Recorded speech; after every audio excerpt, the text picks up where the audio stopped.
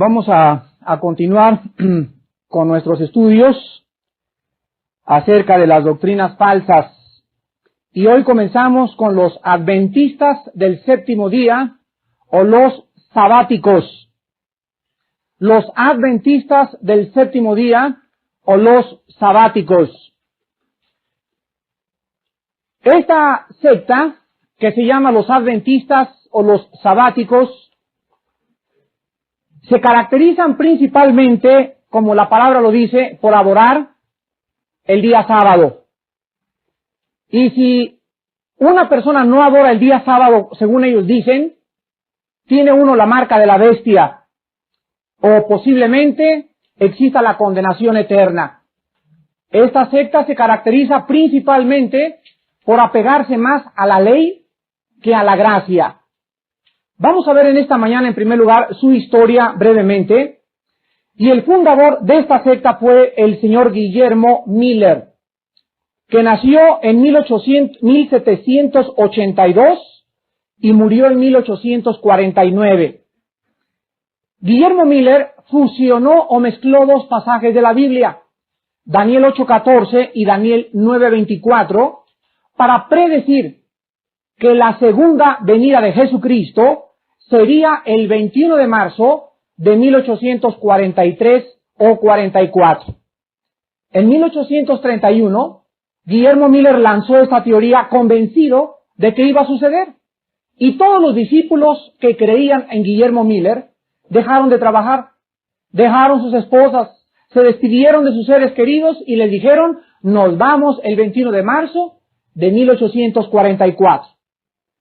La fecha llegó y nada sucedió.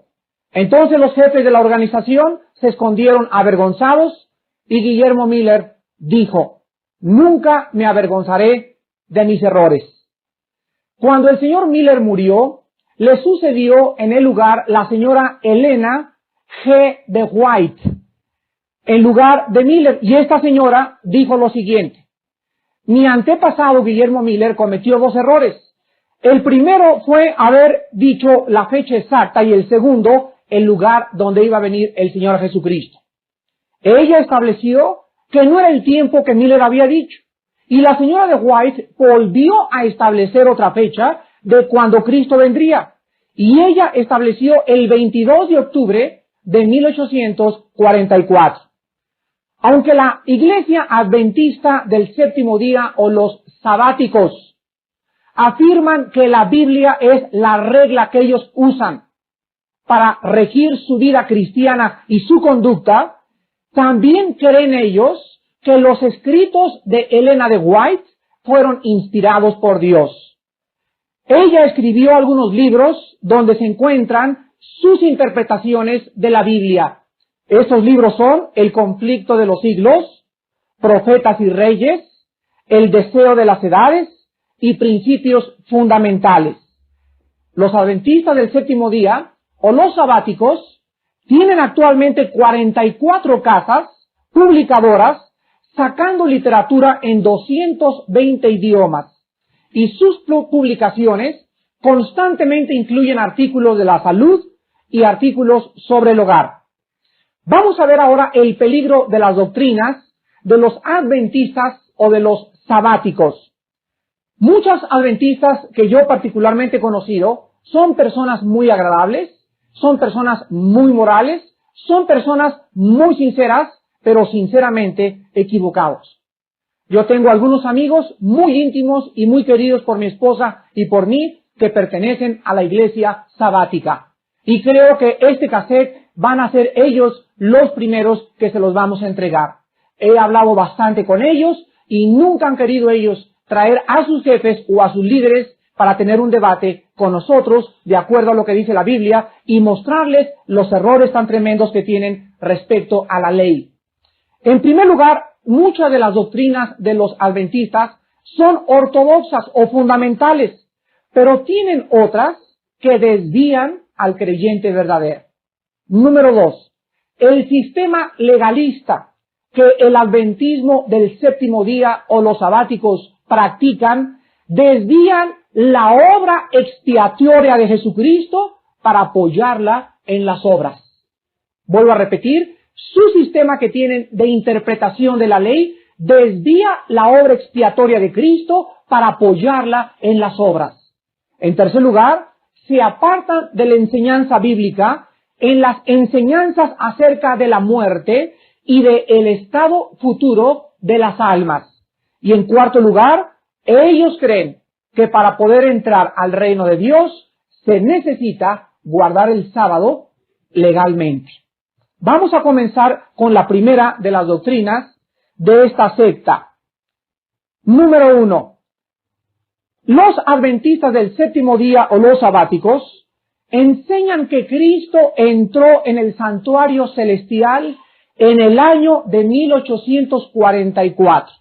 ¿Qué cosa dice la Biblia? Hebreos capítulo 6.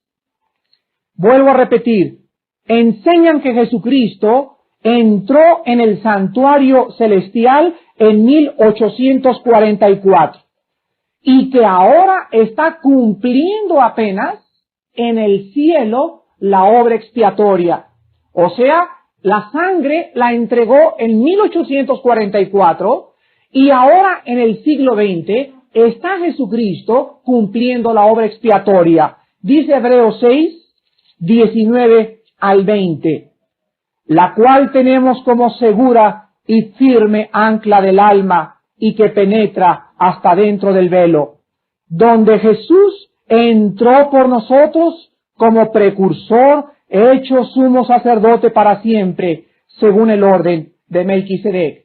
Hermanos en Cristo, ¿saben ustedes cuál es el ancla que nosotros tenemos? La esperanza que el Señor Jesús entró con su sangre, no en 1844, sino cuando Él moría en el primer día de la resurrección, subió al cielo y les prohibió a las mujeres que se acercaran y lo tocaran, porque su sangre no había sido llevada aún al santuario. No fue en 1844, fue en el primer día de su resurrección. Vean ustedes Hebreos 8, versículos del 1 al 2. Hebreos 8, del 1 al 2. Ahora bien, el punto principal de lo que venimos diciendo es que tenemos tal sumo sacerdote, el cual se sentó a la diestra del trono de la majestad en los cielos, ministro del santuario y de aquel verdadero tabernáculo que levantó el Señor y no el hombre. El escritor a los Hebreos nos dice que ahora tenemos nosotros un sumo sacerdote. ¿Saben ustedes que el creyente, si no tuviera un sacerdote, no podría realmente seguir caminando con Dios? O sea, Cristo cuando murió pagó por mis pecados, pero yo sigo pecando, ¿no es cierto? Yo sigo pecando. Entonces, ¿qué pecados llevó Jesucristo en la cruz del Calvario? Llevó mis pecados pasados, presentes y futuros, pero Él hizo provisión con su sangre tan fresca como hace 2000 años, para que cuando un cristiano peca, la sangre de Cristo nos limpia de todo pecado. Entonces, Satanás, dice el Apocalipsis, es el acusador de nosotros. Y cuando Juan Pérez peca, llega Satanás y le dice a Dios, Dios, Juan Pérez acaba de pecar, y tú eres justo y tú eres legal. Y tú dices en tu palabra, porque Satanás se sabe la Biblia de memoria. Tú dices en tu palabra, Padre, que nadie puede ser, con acepción de personas, y que tú no tienes consentido. Castiga a Juan Pérez, castiga a Juan Pérez, castiga a Juan Pérez. Él es el acusador. Pero en cuanto Juan Pérez le dice a Dios, Padre Santo, perdóname y te pido tu sangre, en ese instante sale Jesucristo y se pone entre el diablo y el Padre, y Jesucristo le dice, Satanás, aléjate, porque mi sangre lo cubre. Pero mientras el cristiano no confiese el pecado, el acusador nos tiene que atacar. Dicen Proverbios, el que encubre el pecado no prosperará, mas el que lo confiesa alcanzará misericordia. ¿Ven ustedes el daño tan tremendo de un pecado en un cristiano?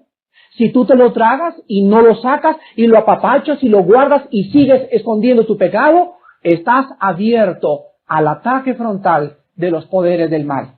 Cristo entonces está desempeñando un papel en el cielo después de su resurrección de sacerdote. La palabra sacerdote significa interceder. Él es nuestro intercesor, Él es nuestro abogado. Aleluya, gracias a Dios por la obra de Jesús. Ahora vean Hebreos 9. Hebreos 9, del 23 al 26. Fue pues necesario que las figuras de las cosas celestiales fueran purificadas así, pero las cosas celestiales mismas con mejores sacrificios que estos, porque no entró Cristo ¿en dónde? En el santuario hecho de mano, figura del verdadero, sino en el cielo mismo, para presentarse ahora por nosotros ante Dios, y no para ofrecerse muchas veces como entra el sumo sacerdote en un lugar santísimo cada año con sangre ajena. De otra manera, le hubiera sido necesario padecer muchas veces desde el principio del mundo. Pero ahora, en la consumación de los siglos, se presentó una vez para siempre por el sacrificio de sí mismo. ¿Para qué? Para quitar del medio el pecado. Entonces, cuando Jesucristo, dice la Biblia, ascendió el primer día hacia el cielo para entregar la sangre, el Padre recibió esa sangre y el sacrificio de su Hijo Jesucristo, y entonces el Padre tenía una plataforma legal, tenía una puerta abierta totalmente para regalarnos un perdón que nunca nuestras buenas obras hubieran merecido. Y en base a esa sangre que Jesucristo ofreció en el santuario celestial, ahora dice Dios en esta mañana: tú crees lo que Jesucristo hizo por ti y yo te perdono en base a sus méritos y no a tus obras. Y mientras la persona en este mundo siga tratando de entrar al santuario y de llegar a Dios por sus sacrificios, sus peregrinaciones o su religión, Dios te va a decir lo que le dijo a Caín: no quiero tu sacrificio, porque sin sangre no hay remisión de pecados. Vemos también que si la obra de expiación de Cristo estuviera incompleta, como dicen los adventistas o los sabáticos, ¿quién podría tener la seguridad en esta mañana de ser salvo? ¿Quién? La señora de White escribió lo siguiente: es imposible que los pecados de los hombres sean borrados, sino hasta después del juicio, que es cuando sus casos serán investigados. Esta cita se encuentra en su libro El conflicto de los siglos. Pero sin embargo, ¿qué dice la Biblia? Colosenses capítulo 2, versículo 13. ¿Qué dice la Biblia acerca de que nuestros pecados fueron o no fueron borrados? ¿Y cuándo fueron borrados? Colosenses 2:13. Y a vosotros, estando muertos en pecados y en la incircuncisión de vuestra carne, os dio vida juntamente con Él, perdonándoos todos los pecados. Cuando tú vienes a Jesucristo y Él entra a tu vida en la forma del Espíritu Santo, ahora tú volteas y el Padre te mira y te dice: no tengo nada contra ti. Señor, pero hace 3 meses le pegué de cacerolados a mi suegra y tú sabes cómo la descalabré, Señor, y todavía me sigue atormentando la culpa de que le pegué y descalabré a mi suegra hace 3 años. Y Dios te contesta y te dice a través de su palabra: si yo he sepultado tus pecados en lo profundo del océano y los he hecho alejar de mí tan lejos como está el oriente del occidente, ¿con qué derecho vienes y me dices mentiroso? Cuando un cristiano cree que Dios no lo ha perdonado, y cuando un cristiano sigue atormentándose por pecados del pasado, le está diciendo mentiroso a Dios. Porque la Biblia dice, hermano, que tus pecados fueron cubiertos con la sangre del Hijo de Dios. Si Dios te perdonó, ¿qué derecho tienes tú para no perdonarte? Si Dios te perdonó, ¿con qué derecho todavía sigues teniendo conciencia de culpa de algo que hiciste antes de que fueras cristiano? El que está en Cristo, nueva criatura es. Las cosas viejas pasaron. He aquí, todas son hechas nuevas. Y somos hechura suya, dice Efesios 2:10, en Cristo Jesús, las cuales Dios preparó desde antemano para que ahora anduviéramos en ellas. Gracias a Dios, que dice en Hebreos 10, que nos podemos acercar confiadamente al trono de la gracia, purificados los corazones de mala conciencia. Ya me acerco a Dios hoy en la mañana y le digo, oh Padre, gracias a Dios porque todo lo que hice antes de ser cristiano no existe. No hay un récord tuyo en contra mía. Ahora lo que he hecho malo desde mi conversión hasta estos días, te pido tu gracia y tu misericordia para ser lavado con tu sangre preciosa. Solo así vas a poder tener victoria en contra del pecado. Vean Hebreos capítulo 10 ahora. Hebreos capítulo 10, versículo 14. Hebreos 10, 14. Porque con una sola ofrenda hizo, ¿qué cosa dice ahí? Pues yo no veo que seas perfecto. ¿Cómo está eso?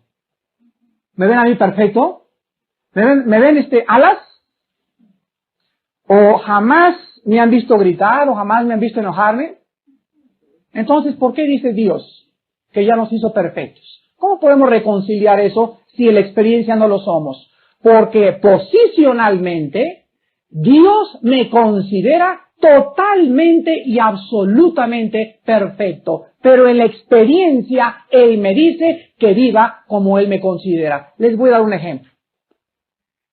Viene mi hijo y me dice, mira papá, tengo el título de ingeniero. Aquí está mi título de ingeniero, papá. Ese título, papá, me dice que soy ingeniero. Sí, hijito, ya lo vi. Papá, soy ingeniero. Sí, hijito, ya lo vi. Bueno, cuélgalo ahí en tu cuarto. Pero ahora sal al mundo y comienza a probar que eres ingeniero.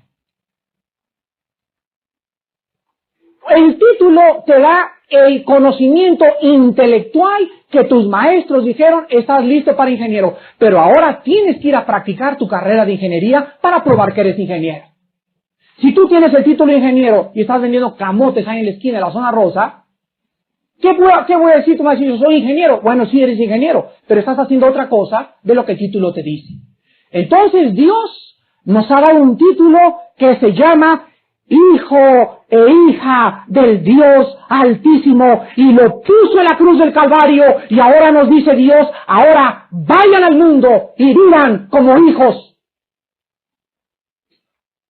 Hagan de lo que yo considero vuestra manera de vivir. Por eso me dice Dios, sí Armando, ya eres santo. Claro que ya eres santo, porque el que está en Cristo es santo, pero yo te pido ahora y te digo, sé santo. Yo decía hace 4 años que estudiaba teología, pero ¿cómo me pides que yo sea santo cuando me dices que ya soy santo?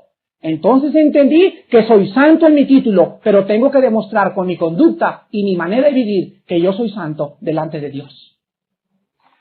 Esto es precisamente el conflicto que existía entre la enseñanza de la justificación de Romanos 4 y 5 y de Santiago capítulo 2 y 3. Hay muchos que me he encontrado que me dicen, Santiago dice que la justificación es por las obras. Y la única manera de reconciliar las dos obras es entendiendo que Santiago dice, tú tienes que demostrar que eres justo por las obras, porque la fe sin obras es muerta.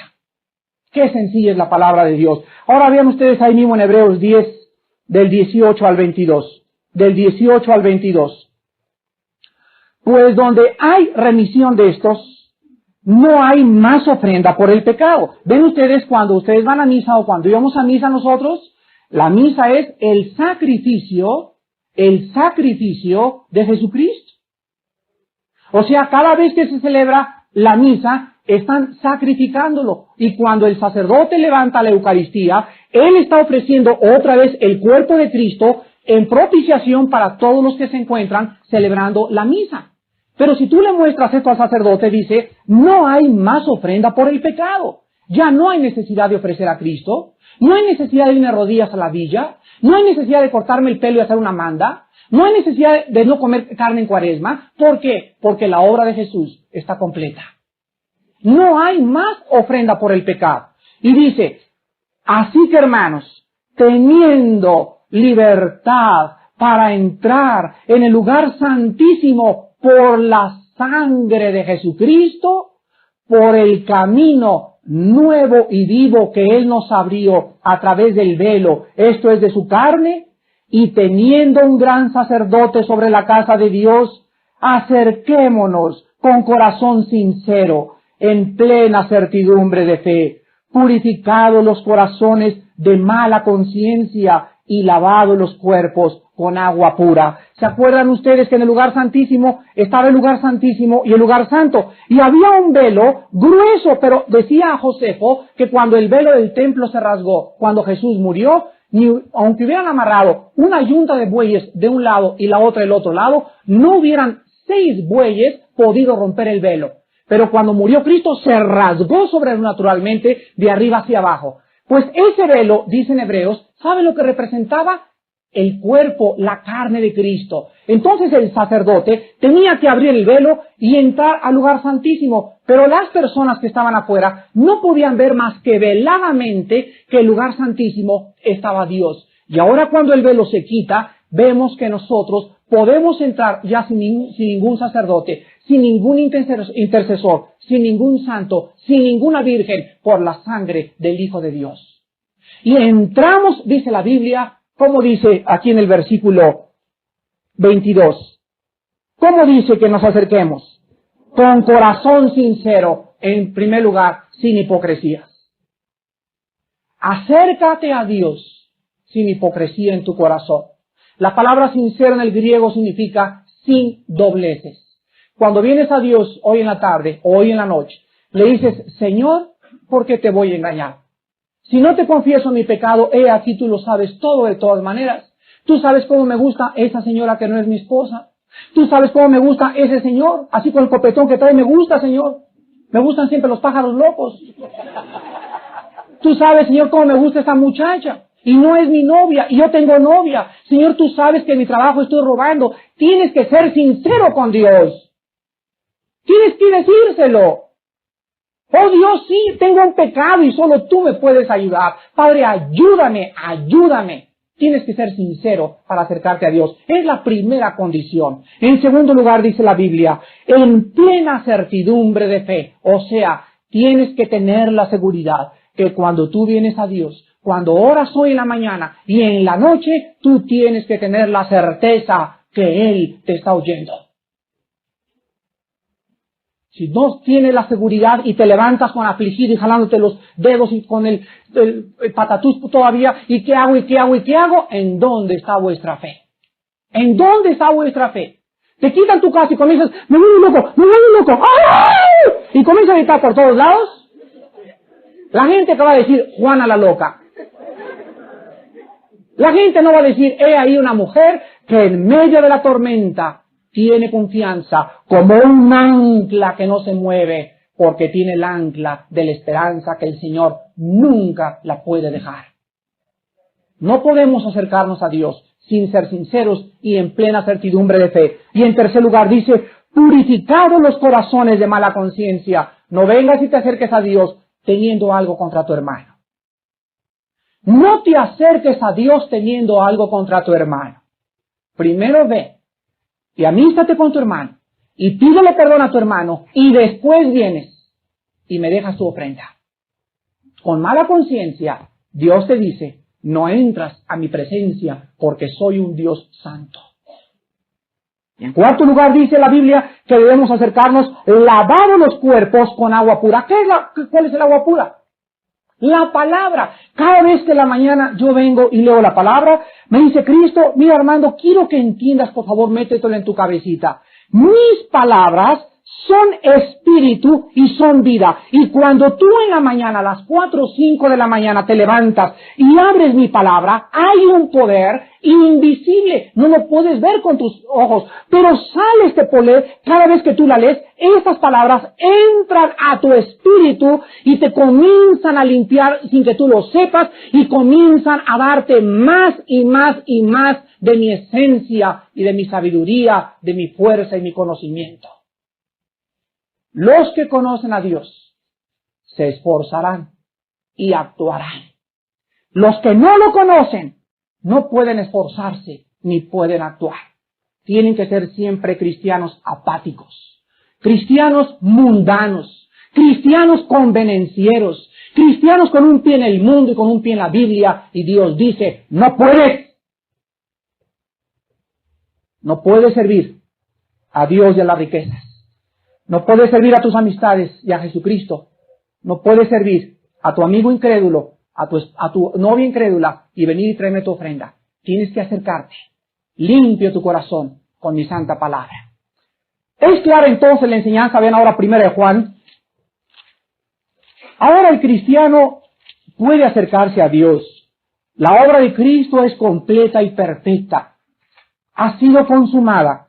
Dios no tiene nada contra nosotros. Los adventistas, 1 de Juan 1:7. Los adventistas enseñan que su obra no es completa, que la expiación se hará después y que nuestro perdón lo recibiremos cuando estemos en el juicio de Dios. Dice en 1 de Juan 1:7, hermanos míos, no os escribo mandamiento nuevo, pero si andamos en luz, como Él está en luz, tenemos comunión unos con otros, y la sangre de Jesucristo, su Hijo, nos limpiará, dice. Nos limpia, tiempo presente, subjuntivo, nos limpia de todo pecado. Vean ustedes que la manera de demostrar que estamos en relación con Dios es en la manera, escuchen esto, es en la manera en que tenemos buena relación con los hermanos. ¿Escucharon? Dice, si nosotros estamos en luz, o sea, si tengo una limpia conciencia, si Dios sabe que no tengo nada contra nadie, ni rencor ni amargura contra nadie, entonces dice el versículo 7, tengo comunión con mis hermanos. Pero en cuanto el pecado entra a mi vida, ¿qué pasa? Lo primero que se rompe, ¿qué es? La comunión con los hermanos.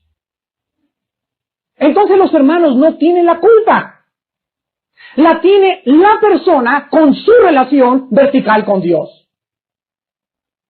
Si yo tengo una relación vertical con Dios, yo tengo una relación horizontal con ustedes.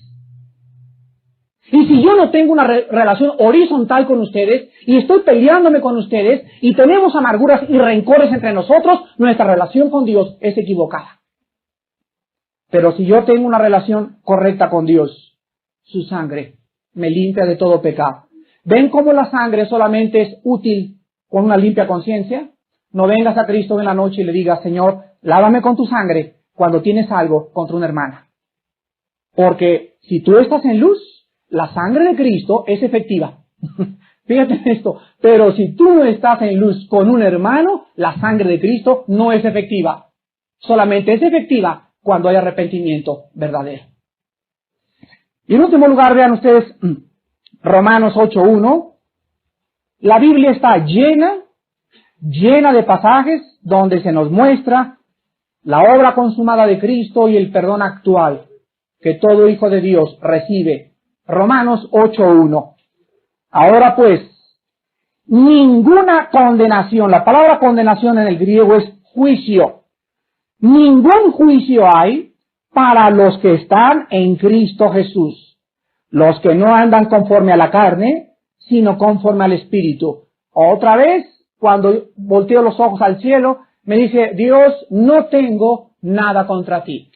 Mira, yo tenía contra ti, me dice Dios, una lista, y estaba la lista llena de pecados contra ti. Mentiroso, glotón, gruñón, enojón, fornicador, parrandero, charro, jugador, todo esto había contra ti. Señor, pero y si le quitabas le podía quitar todos los cargos contra ti, dice Dios, pero había uno. Y por uno solo que hubiera en esa hojita que dice, amarás a Dios con todo tu corazón y con todas tus fuerzas, por no haberme amado con todo tu corazón, yo podía lanzarte al lago que arde con fuego y azufre. ¿Ven por qué una señora puede decir, yo no soy mala, ni borracha, ni fumo marihuana, ni tomo ecuaniles, y siempre he sido fiel a mi esposo, he sido perfecta? Señora, pero a usted le falta el más grande mandamiento. Usted no ama a Dios con todo su corazón. Sí, lo amo. Le voy a probar que no lo ama. Desde que usted es católica o cristiana, ¿cuántas almas ha llevado a la cruz? ¿Almas? Señora, la única manera de mostrar que nosotros amamos a Dios con todo nuestro corazón no es poniendo cara de cotorro, así como monje, y con la cual decir que no voy a hacer nada. sino siendo testigos y diciéndole al mundo, hay un Salvador. La única manera, dijo Cristo, que vosotros pueden demostrar que me aman es guardando mis mandamientos. Y el mandamiento es este, me seréis testigos en toda la tierra.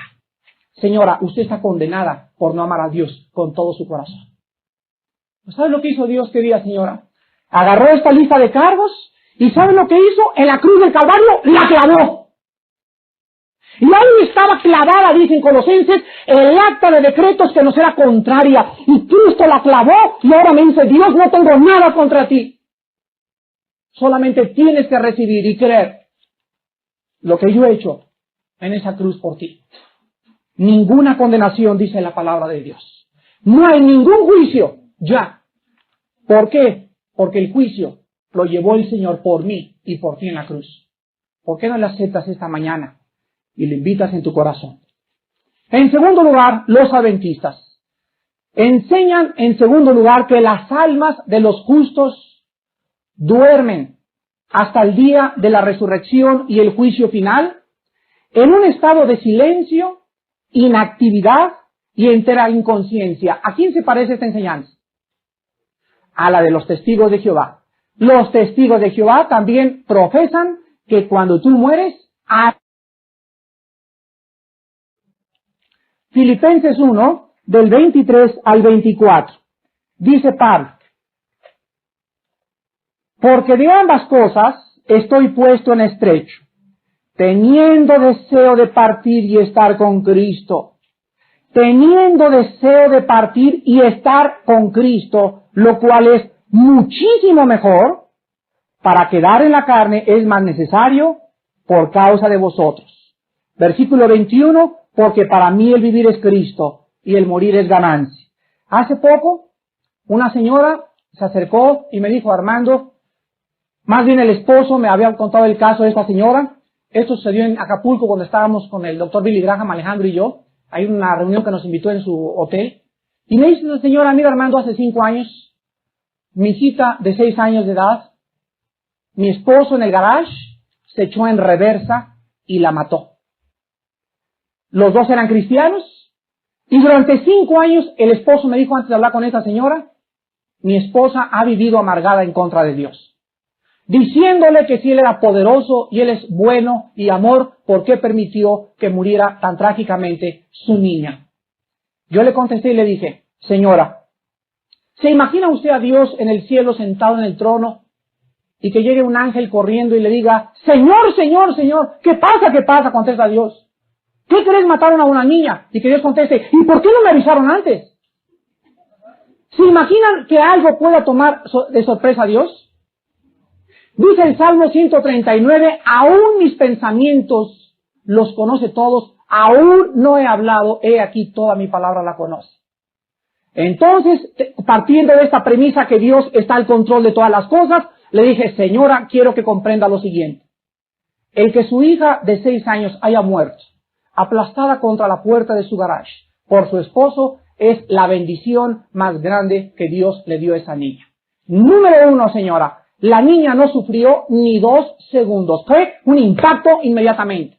En 5 segundos estaba ella en presencia de los santos ángeles de Dios y descansando. Y en tercer lugar, ¿para qué quería usted que se quedara esa niña a casarse, a que le pegara el esposo, a pagar la renta, a sufrir enfermedades, a que le diera cáncer? Dichosos, dice la Biblia, los que mueren en el Señor.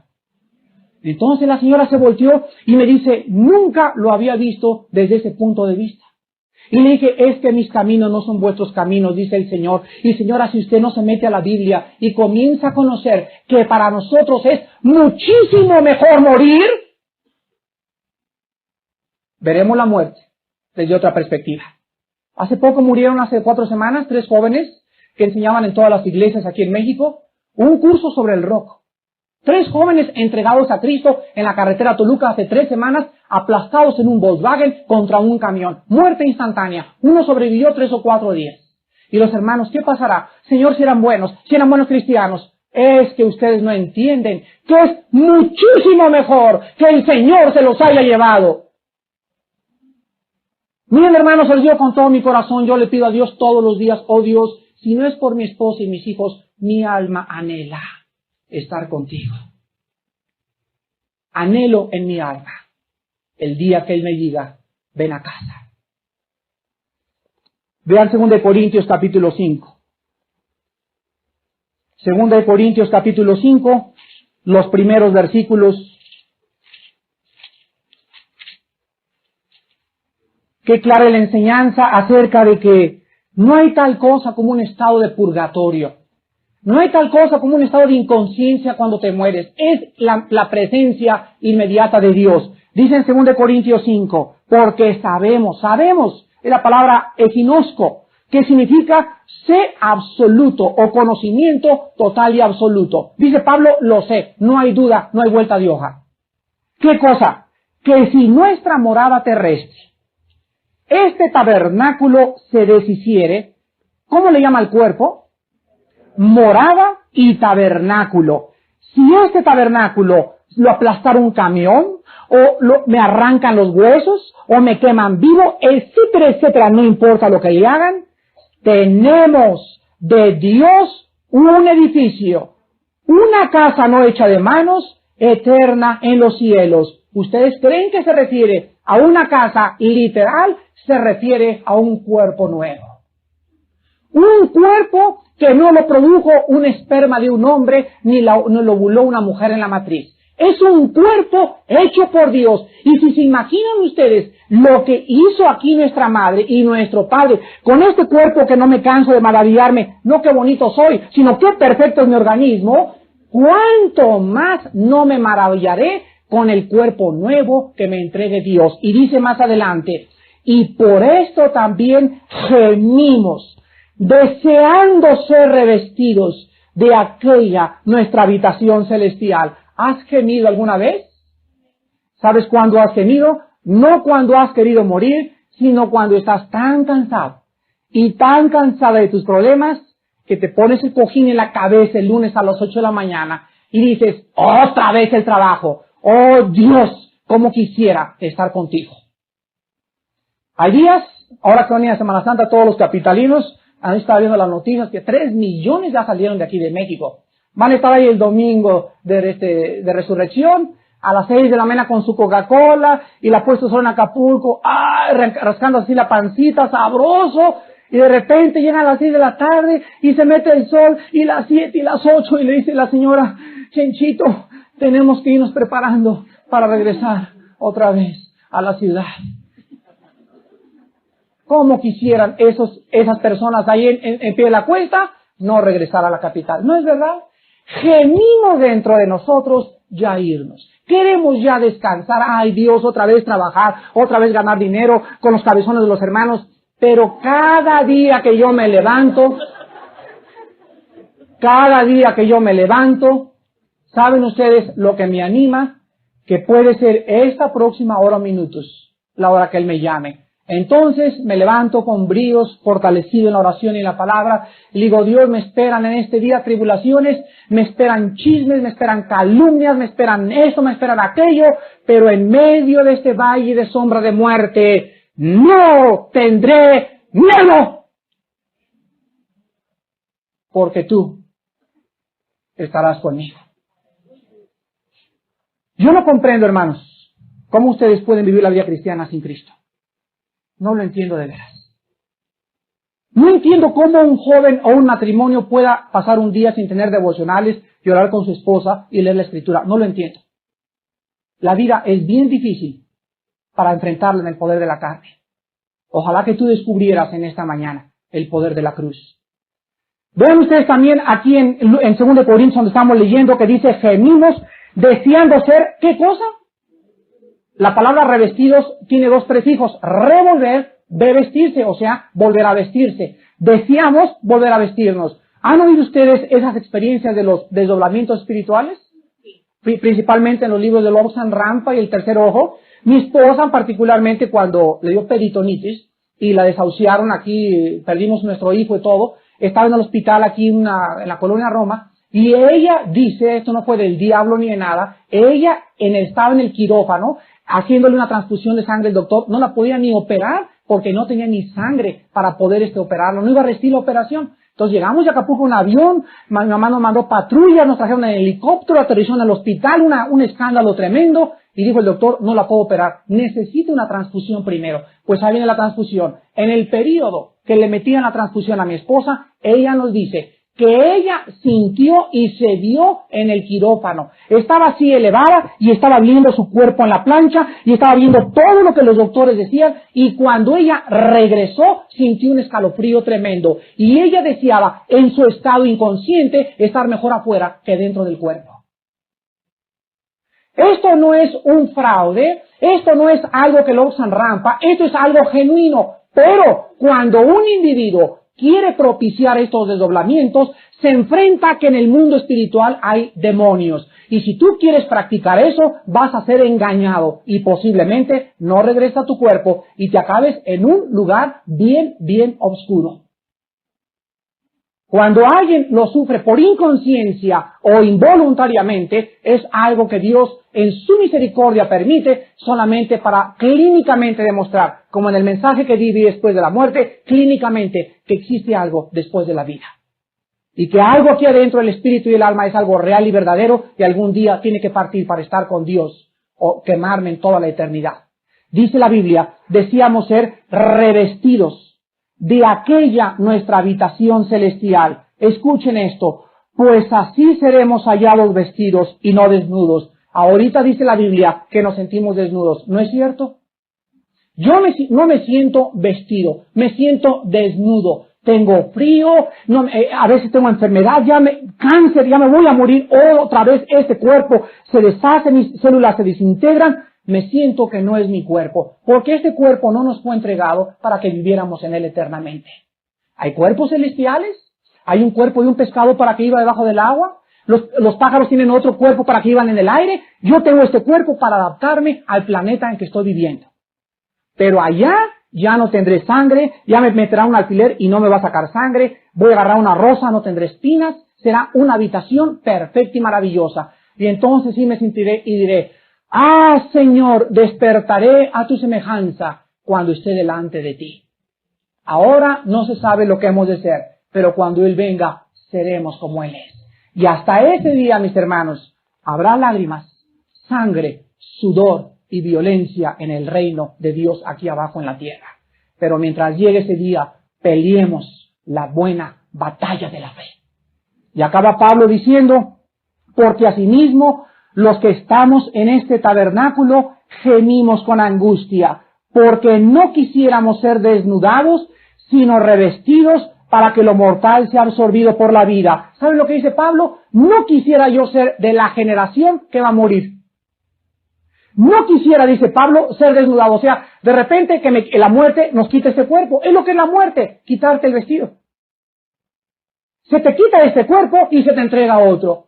Dice Pablo, yo quisiera más bien ser absorbido por la vida. O sea, yo quisiera estar en el rapto. Es lo que Pablo está diciendo. Yo no quisiera ser de la generación que va a morir. Y dice la Biblia que hay generación que no va a gustar la muerte.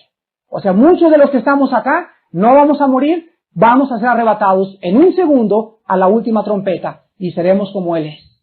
¡Qué lindo será eso! Ojalá que yo pueda pertenecer a esta clase de personas y creo que tú también anhelarías estar realmente revestido. Así en segundos de repente voltea a tu esposo y ya se llevaron a mi chencho, ya se lo llevaron donde está. Y comienza a oír en la televisión, un hombre se levanta en Europa y comienza a establecer el mercado común internacional, se acaba de nacionalizar e internacionalizar la moneda y el sistema político, gubernamental y comercial de todas las naciones, y este hombre acaba de traer la solución y acaban de desaparecer millones de personas. Los ovnis, va a salir un señor así, los ovnis se los llevaron los ovnis. La Biblia dice que no fueron ovnis, fueron, ¿qué cosa? El rapto de la iglesia. Entonces, ojalá que nosotros no pasáramos por este proceso, pero lo que vamos a lo que dice el versículo 5, mas el que nos hizo para esto mismo es Dios, quien nos ha dado las arras del Espíritu. O sea, arras es la palabra garantía, la garantía de que somos de Él. Así que vivimos confiados siempre y sabiendo que entre tanto que estamos en el cuerpo, estamos ausentes del Señor. Versículo 7, porque por fe andamos, no por vista, pero confiamos y más quisiéramos estar ausentes del cuerpo. ¿Y qué cosa? Hermanos, no hay tal cosa como un estado intermedio entre la muerte y la resurrección.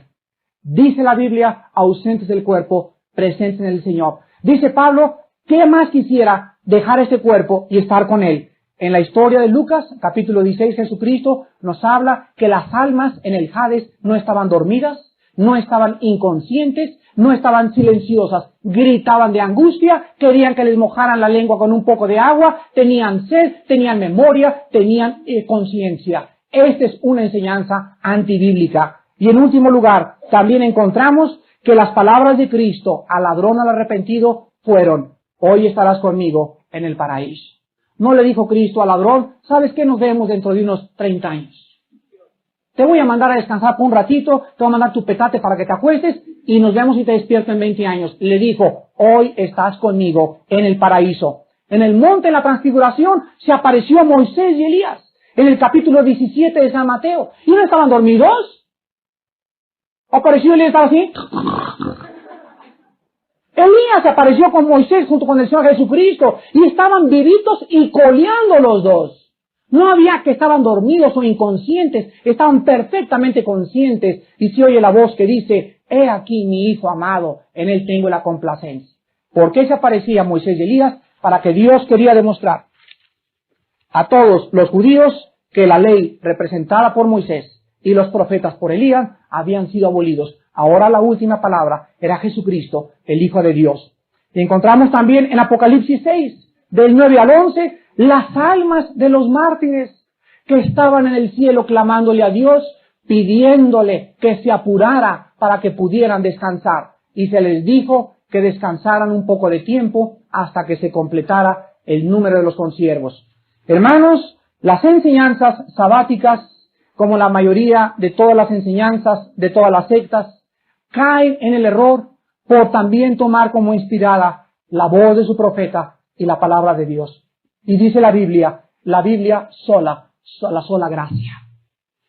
Para el cristiano es la pura Biblia la única regla de fe y conducta. No es la Biblia más los libros de Armando Alducin. No es la Biblia más los libros de Eleonora de White. Es la Biblia. Y el día que Armando o Elena o José Smith o cualquiera diga algo que vaya en contra de la Biblia, lo señalan y me dicen, hereje. Pero mientras sea la palabra, la que sea predicada, jamás podremos perder el camino. Alabado sea el Señor, porque en su palabra somos santificados. Oremos. Señor, tu palabra dice que haríamos bien en estar atentos, no a Elena de White, ni a José Smith, ni al juez Russell, fundadores de todas las sectas que existen, ni a los papas. Haríamos bien en estar atentos como una antorcha que alumbra a tu palabra, mientras el lucero de la mañana sale en nuestros corazones. Hay muchas tinieblas en el mundo actualmente, Señor, y aumentarán mientras más se acerca la venida de Jesús. Aquellos que están estudiando diligentemente tu palabra y han decidido pagar el precio de sufrir contigo, no serán avergonzados.